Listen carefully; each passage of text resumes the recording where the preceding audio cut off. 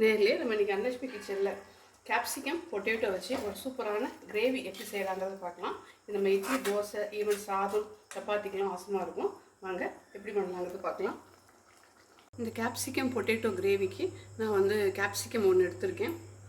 ஒரு பொட்டேட்டோவை கட் பண்ணி தண்ணியில் போட்டு வச்சுருக்கேன். இப்போ நான் கடாயில் எண்ணெய் விட்டுட்டேன். நம்ம இது வந்து இட்லி, தோசை, சப்பாத்தி, பூரிக்கு பண்ணுற குருமா மாதிரி கிரேவி இருக்கும். ஸோ அதனால் கொஞ்சம் மசாலா ஸ்மெல்லுக்காக நான் சோம்பு, பெருஞ்சீரகம் போட்டுக்கிறேன். அடுத்து ஒரு பெரிய வெங்காயம் கேப்சிகம் மாதிரியே கட் பண்ணி வச்சுருக்கேன். ஸோ ஒரு பெரிய வெங்காயத்தை போட்டுக்கிறேன். அது கூட ஒரு பச்சை மிளகாவை கட் பண்ணி வச்சுருக்கேன், போட்டுக்கிறேன். கொஞ்சம் கருவேப்பிலை வதக்கிக்கலாம். நம்ம இந்த டிஷ்ஷுக்கு தேவையானப்போ வழக்கம் போல் போட்டுடலாம்.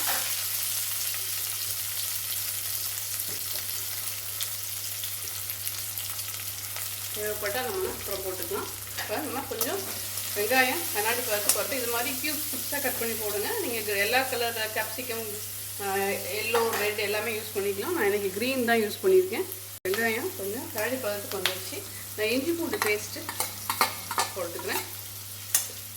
இதோட பச்சை ஸ்மெல் போகட்டும். மீன் டைம் ஒரு தக்காளியை நல்லா பியூரியாக எடுத்து வச்சுக்கோங்க. அப்போ தான் அந்த கிரேவி கன்சிஸ்டன்சி நல்லாயிருக்கும். கட் பண்ணியும் போட்டுக்கலாம் நீங்கள் இதே மாதிரி க்யூப்ஸாக வேணும்னாலும். நான் வந்து கொஞ்சம் கிரேவியாக இருக்குங்கிறதுக்காக நான் பியூரியாக எடுத்து வச்சுருக்கேன். இதோட பச்சை ஸ்மெல் போன உடனே நம்ம தக்காளியை போட்டுடலாம். பூண்டு பேஸ்ட்டோட பச்சை தன்மை போயிடுச்சு. நம்ம இப்போ வந்து பியூரியை போட்டிருக்கேன். நீங்கள் வேணும்னா திரும்ப க்யூப்ஸாகவுமே தக்காளியே போட்டுக்கலாம். அப்போ இது நல்லா கொஞ்சம் பச்சை ஸ்மெல் போகட்டும். நம்ம இந்த டைமில் இந்த டிஷ்ஷுக்கு தேவையான மஞ்சத்தூள் போட்டுக்கலாம். கொஞ்சம் சீரகம் போட்டுக்கலாம். டைஜஷனை என்ஹான்ஸ் பண்ணும். அடுத்து மல்லித்தூள்,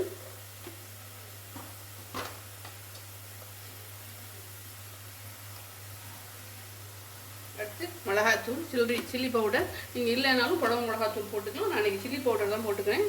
சில்லி பவுடர் போடுறது அட்வைசபிள் தான். இது நல்லா பரட்டி விட்டுக்கலாம். இதோட பச்சை ஸ்மெல் போகட்டும். கொஞ்சம் தண்ணி விட்டு இதோட பச்சை ஸ்மெல் போகிற வரைக்கும் கொதிக்க விட்டுடலாம். எண்ணெய் திரண்டு வரட்டும். நம்ம அதுக்கப்புறம் பொட்டேட்டோவையும் கேப்சிகத்தையும் போட்டுக்கலாம். நம்ம இதை ஓப்பன் பண்ணி பார்க்கலாம். பாருங்கள், நல்லா எண்ணெய் திரண்டு வந்துருக்கு பாருங்கள். இந்த டைமில் நம்ம பொட்டேட்டோவையும் கேப்சிகத்தையும் போட்டுக்கலாம்.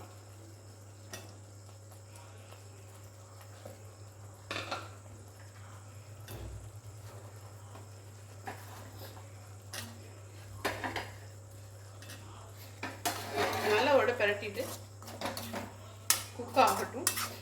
கொஞ்சம் தண்ணி வேணும்னா கூட நம்ம இதில் கொஞ்சம் ஆட் பண்ணிக்கலாம். நம்ம அதுக்கப்புறம் தேங்காய் பால் கொஞ்சம் ஊற்ற போகிறோம்.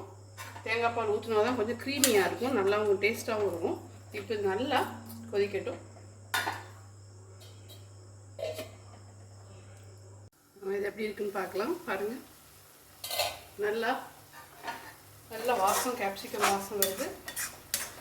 இப்போ நம்ம இந்த டைமில் தேங்காய் பால் எடுத்து வச்சுருக்கேன், ஊற்றிக்கலாம்.